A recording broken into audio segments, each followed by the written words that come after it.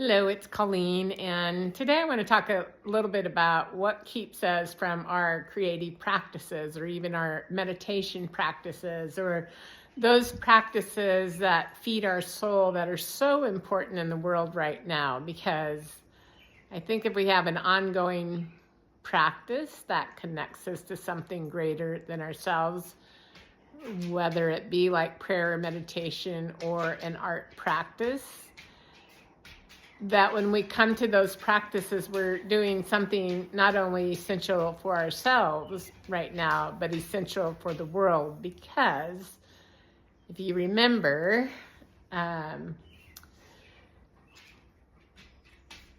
spirit really resides in the inner world. And so when we make contact with that inner world, or, then it says the kingdom of heaven is in the inner world.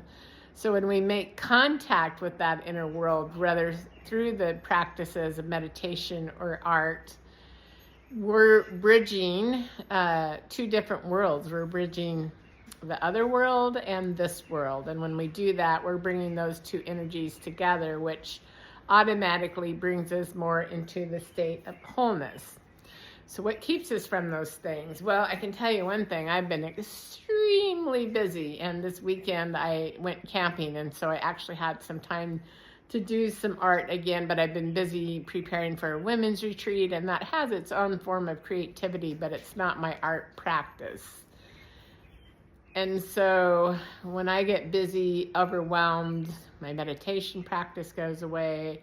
Oftentimes when I travel, it's much harder to keep a practice going. Some of the ways that we might avoid our creative practice or our art practice is we start on it, or the fear of starting on it gets so big that we step back, and we have good intentions, but we never seem to quite make it to the art studio or wherever our art space is, because we're just too scared, or that critical voice comes up and yammers in our head and says, you can't possibly, why would you want to do that?